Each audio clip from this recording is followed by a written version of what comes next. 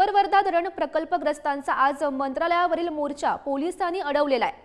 मंत्रालय परिसरात खरं तर घेराव घालत हे आंदोलन करणार होते आणि त्यापूर्वीच पोलिसांनी या आंदोलकांना रोखल्याचं सध्या पाहायला मिळत आहे। महत्त्वाची बातमी आपण पाहतोय, अप्पर वर्धा धरण प्रकल्पग्रस्तांचा आज खरं तर मंत्रालयावर मोर्चा होता, मात्र तो मोर्चा आता पोलिसांनी अडवलेला आहे। आपण ही दृश्य पाहू शकतो, अनेक आंदोलनकर्त्यांना पोलिसांकडून ताब्यात घेण्यात आलेला आहे।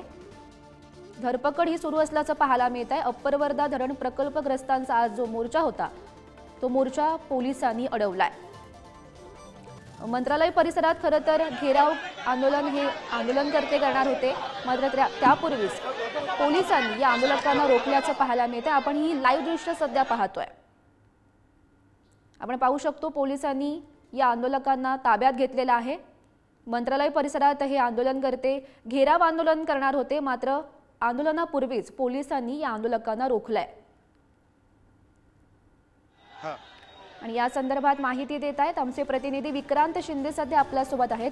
विक्रांत, आपण महत्त्वाची बातमी पाहतोय, लाईव्ह दृश्य सध्या पाहतोय। अप्पर वर्धा धरण प्रकल्पग्रस्तांचा आज हा मोर्चा होता, मात्र पोलिसांनी तो मोर्चा अडवलाय।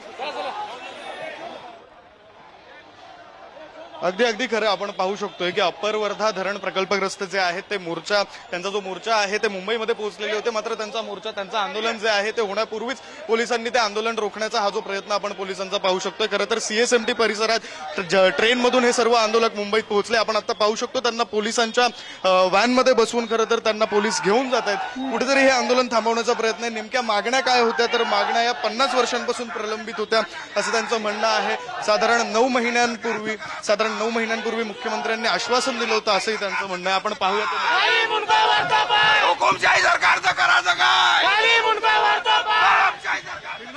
आपण पाहू शकतो हे जे आंदोलक आहेत ते हुकुमशाही सरकारचं करायचं काय, दडपशाही सरकारचं करायचं काय, खाली डोकं वर पाय अशा प्रकारच्या घोषणा देत आहेत। खरं तर पोलिसांच्या गाडीत बसून सुद्धा हे जे आंदोलक आहेत ते घोषणा देताना आपल्याला पाहायला मिळत आहेत। मागच्या अनेक वर्षांपासून ज्या प्रलंबित मागण्या आहेत त्यासोबतच काही आंदोलकांनी मागच्या काही दिवसांमध्ये आत्महत्या केलेली आहे, त्यांना जी शक्य असेल ती मदत करावी अशा प्रकारची सुद्धा मागणी जी आहे ती या आंदोलकांकडून केली जाते। आताच्या घडीला या आंदोलकांना पोलिसांनी ताब्यात घेतलेलं आपण पाहतोय।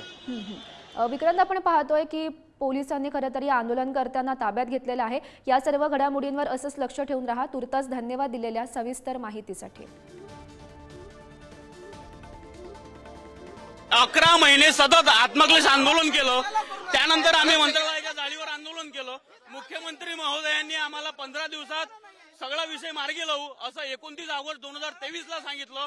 आज 9 महिने झाले मुख्यमंत्री महोदयांचे अजूनही 15 दिवस संपले नाही। आमचं एकच म्हणणं आहे, एक तर आम्हाला न्याय द्या, नाही तर मग आम्हाला आत्मदहन करण्याची परमिशन द्या।